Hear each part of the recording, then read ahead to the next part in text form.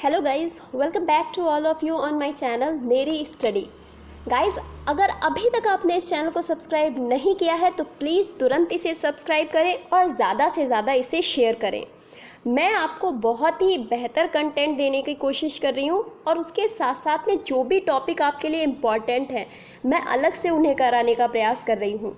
और अभी मैं जो टॉपिक कराने जा रही हूँ उसके माध्यम से मैं जो भी स्टेट्स हैं उनका जो भी स्टैटिक जीके है, जो भी इम्पॉर्टेंट न्यूज़ हैं या योजनाएं हैं, उन सबको कवर करा रही हूँ। तो ये जो वीडियो है आपके लिए बहुत ही इम्पॉर्टेंट है। लास्ट तक ये वीडियो ज़रूर देखिएगा और चैनल को सब्सक्राइब ज़रूर करिएगा। तो स्टार्ट करते हैं हमारा आज का वीडियो, जिसमें हम करेंगे राज्यों का पूर्ण अवलोकन। और आज जो राज्य मैं कवर कराने जा रही हूँ वो है असम। आज हम असम राज्य को कवर करेंगे। तो स्टार्ट करते हैं हमारा आज का वीडियो। आज मैं असम के बारे में जो भी इम्पोर्टेंट टॉपिक्स हैं, जो भी छोटी छोटी चीज़ें हैं, वो सारी कवर कराऊंगी। तो स्टार्ट करते हैं। असम की राजधानी की बात करें तो दिसपुर यहाँ की राजधानी है। दिसपुर असम की राजधानी है। और इसके प्राचीन नाम की बात करें तो कामरूप इसका प्राचीन नाम है। कामरूप असम का प्राचीन नाम है। इसे असम या आसाम भी बोलते हैं, जो कि संस्कृत भाषा का शब्द है। अगर हम इसके गठन की बात करें तो ये थोड़ा विवादास्पद है। कई जगह पर 26 जनवरी 1950 दिया हुआ है और कई जगह पर ये 1960 दिया हुआ है। तो मैंने फ़िलहाल 1960 लिखा है क्योंकि विकिपीडिया 26 जनवरी 1960 कहता है। कई बुक्स में भी मैंने 26 जनवरी 1960 को इसके गठन की तिथि माना है। तो मेरे हिसाब से 26 जनवरी 1960 सही होना चाहिए। आगे हम देखते हैं। इसकी राजभाषा की बात करें तो असमिया इसकी राजभाषा है, जो कि अभी कुछ समय पहले ही इसकी राजभाषा बनाई गई है। असम की राजभाषा है असमिया। कोई कंफ्यूजन नहीं है क्योंकि राजभाषा बिल्कुल मिलती हुई है, असम असमिया। अगर राजकीय पशु की बात करें तो एक सींग वाला गेंडा यहाँ का राजकीय पशु है, जो कि यहाँ पर ही पाया जाता है। इसके साथ साथ यहाँ के राजकीय पक्षी की बात करें तो सफ़ेद चित्तीदार बत्तख यहाँ का राजकीय पक्षी है। राजकीय पेड़ की बात करें तो होलोंग यहाँ का राजकीय पेड़ है, होलोंग। और इसके साथ साथ राजकीय फूल की बात करें तो फॉक्सेल ऑर्किड यहाँ का राजकीय फूल है। राजकीय पुष्प है फॉक्सेल ऑर्किड, ऑर्किड का फूल है ये। इसके साथ साथ मुख्यमंत्री की बात करें तो सर्बानंद सोनोवाल जी यहाँ के मुख्यमंत्री हैं। और राज्यपाल हैं जगदीश मुखी जी। जगदीश मुखी जी वर्तमान में असम के राज्यपाल बने हुए हैं। अगर हम यहाँ की व्यवस्थापिका की बात करें तो यहाँ पर एक सदनीय व्यवस्थापिका है, जिसमें विधानसभा है। यहाँ पर विधान परिषद नहीं है, केवल विधानसभा है, राज्यपाल है, परंतु यहाँ पर विधान परिषद नहीं है। तो विधानसभा की जो सीट्स हैं वो है 126 जो हैं असम में विधानसभा की सीट्स हैं। अगर लोकसभा की बात करें तो 14 यहाँ पर लोकसभा की सीट्स हैं और राज्यसभा की 7 सीटें यहाँ पर दी गई हैं। ये असम की बात हम कर रहे हैं। और असम में विधानसभा की 126, लोकसभा की 14 और राज्यसभा की 7 सीटें दी गई हैं। आगे हम देखते हैं। तो आगे असम के बारे में कुछ पढ़ लेते हैं। असम के बारे में कहा जा रहा है कि असम या आसाम उत्तर पूर्वी भारत में एक राज्य है। उत्तर पूर्वी क्षेत्र में ये पड़ता है, भारत का एक राज्य, जो कि 7 सिस्टर्स में आता है। 7 सिस्टर्स में, और 7 सिस्टर्स में शामिल कौन सा नहीं है? अगर हम उत्तर पूर्वी राज्यों की बात करें तो ये कुल 8 हैं, परंतु जो सिक्किम एक राज्य है उसको 7 सिस्टर्स में काउंट नहीं किया जाता है। तो असम 7 सिस्टर्स का पार्ट है, उसके साथ साथ ये उत्तर पूर्वी राज्य है। असम अन्य उत्तर पूर्वी भारतीय राज्यों से घिरा हुआ, ये बीच में, एकदम बीच में, सेंट्रल में है। इसके साथ साथ भारत, भूटान तथा भारत बांग्लादेश सीमा कुछ भागों में असम से जुड़ी हुई है। तो भूटान के साथ इसकी सीमा लगती है और उसके साथ साथ बांग्लादेश के साथ भी ये अपनी सीमा साझा करता है। आगे हम देखेंगे तो लिखा हुआ है कि इस राज्य के उत्तर में अरुणाचल प्रदेश, इसके उत्तर में अरुणाचल प्रदेश, पूर्व में नागालैंड तथा मणिपुर और दक्षिण में मिजोरम तथा मेघालय, और पश्चिम की बात करें तो पश्चिम में इसके बांग्लादेश स्थित है। ये इसके आसपास के जो राज्य जो इससे जुड़े हुए हैं उनमें आता है अरुणाचल प्रदेश, नागालैंड, मणिपुर, मिजोरम, मेघालय और इसके साथ साथ में बांग्लादेश जो कि एक देश है, अलग देश है, और इसके साथ साथ भूटान। तो 2 ऐसे देश हैं जिनके साथ में इसकी सीमा लगती है, और इसके साथ साथ में भारत के राज्य जिनके साथ में इनकी असम की सीमाएं लगती हैं। इसके अलावा बात करें तो असम के बारे में बताया जाता है कि यहाँ पर जो ब्रह्मपुत्र नदी है वहाँ पर माजुली नाम का एक नदी द्वीप स्थित है जो कि विश्व का सबसे बड़ा नदी द्वीप है। तो ये एक अलग आपके लिए बहुत इम्पॉर्टेंट हो गया कि ये बहुत ही बारी एग्जाम में पूछा गया है कि भारत का या विश्व का सबसे बड़ा नदी द्वीप कौन सा है, तो वो है माजुली नदी द्वीप जो कि ब्रह्मपुत्र नदी में असम में स्थित है। इसके साथ आगे हम बात करते हैं तो उच्च न्यायालय की बात करते हैं। असम का जो उच्च न्यायालय है वो है गुवाहाटी उच्च न्यायालय, और जिसके मुख्य न्यायाधीश इस समय है अजय लांबा गुवाहाटी उच्च न्यायालय के मुख्य न्यायाधीश वर्तमान में बने हुए हैं। यहाँ के लोक नृत्य की बात करें तो लोक नृत्य यहाँ के जो फेमस है वो है बिहू नृत्य।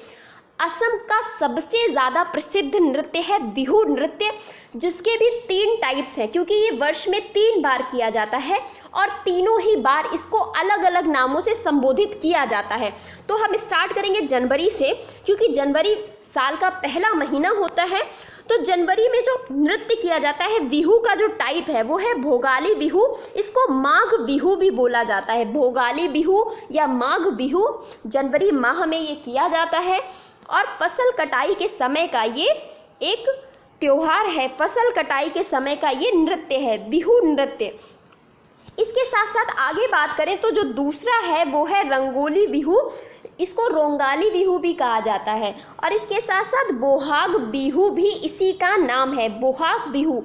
ये सारी चीज़ें आपके लिए बहुत इंपॉर्टेंट है, आप अलग से इन्हें नोट करिए, एक अलग कॉपी बनाइए स्टैटिक जीके के नाम से, और वहाँ ये सारी चीज़ें नोट करिए। कहीं भी आपको एक साथ इतनी चीज़ें कवर नहीं मिलेंगी। तो रंगोली बिहू या बोहाग बिहू अप्रैल माह में ये मनाया जाता है, और असम के नववर्ष के समय ये नृत्य किया जाता है। असम का जो नववर्ष होता है उसके समय ये नृत्य किया जाता है। इसके साथ साथ बात करें कोंगाली बिहू या कटी बिहू, ये तीसरा टाइप है। कोंगाली बिहू या कटी बिहू भी इसे कहा जाता है। अक्टूबर के महीने में ये मनाया जाता है, और फसलों की रक्षा के लिए एक प्रकार का लोक नृत्य है।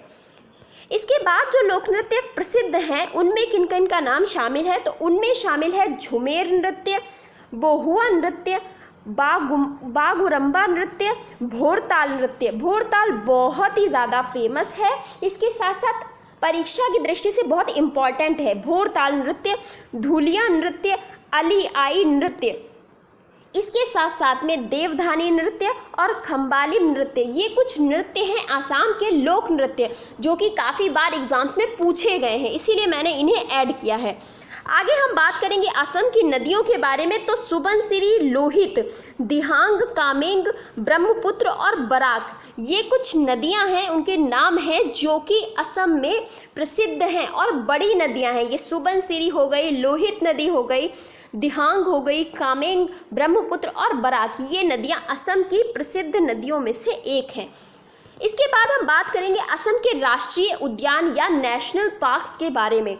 तो असम में कुल 5 नेशनल पार्क्स है, लेकिन अभी हाल ही में एक छठा नेशनल पार्क जोड़ा गया है, तो हम उसके बारे में भी बात करेंगे। तो असम का जो नेशनल पार्क जो फेमस है वो है काजीरंगा नेशनल पार्क, एक सींग वाले गेंडे के लिए प्रसिद्ध है, और हाल ही में ये चर्चा का विषय बना हुआ है क्योंकि असम में आई बाढ़ से काजीरंगा नेशनल पार्क में रहने वाले जो भी जानवर हैं, जो भी प्राणी हैं, वो बहुत ही ज़्यादा विचलित हो रहे हैं और प्रभावित हो रहे हैं।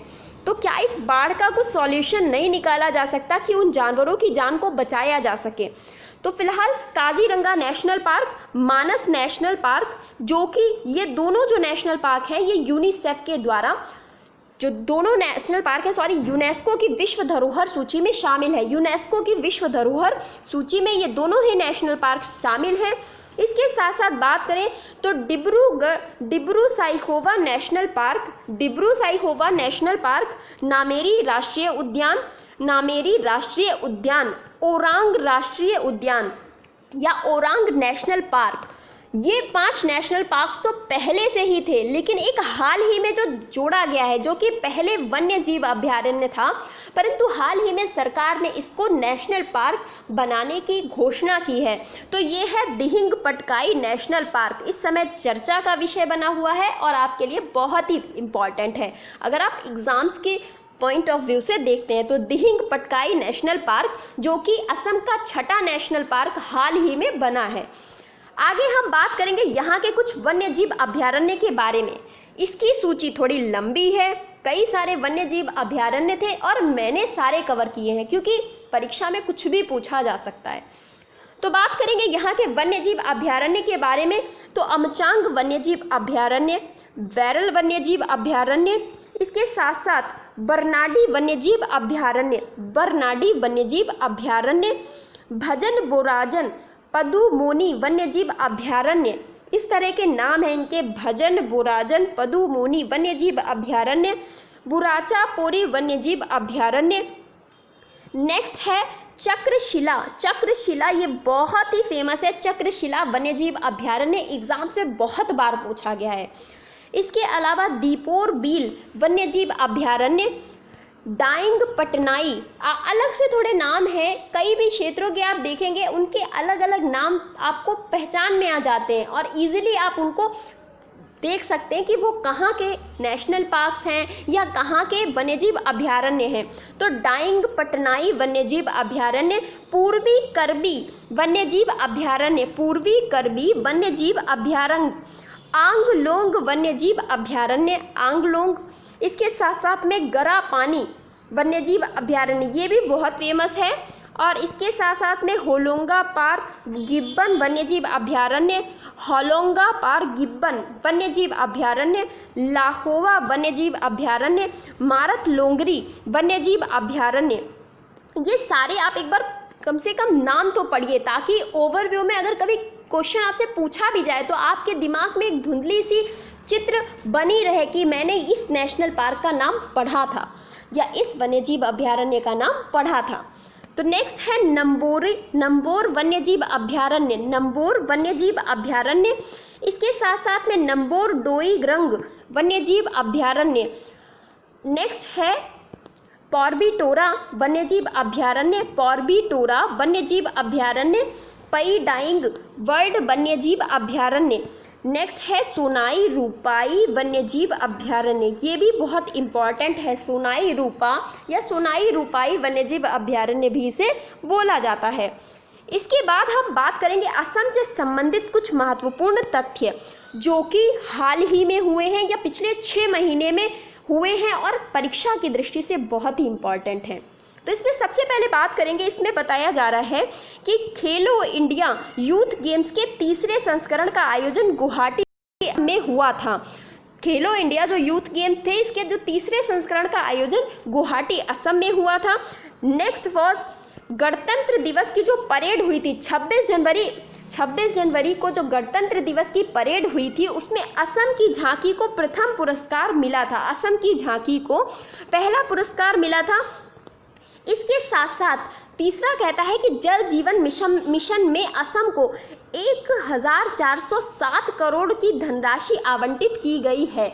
असम को जल शक्ति मिशन के तहत 1407 करोड़ की धनराशि आवंटित की गई है। असम के गुवाहाटी में अपीडा के संपर्क कार्यालय की स्थापना की जाएगी। असम के गुवाहाटी में अपीडा के संपर्क कार्यालय की एक स्थापना की जाएगी। और अपीडा की बात करें तो इसकी फुल फॉर्म है एग्रीकल्चरल एंड प्रोसेस्ड फूड है, ये फूड होगा, गुड नहीं है, ये फूड है।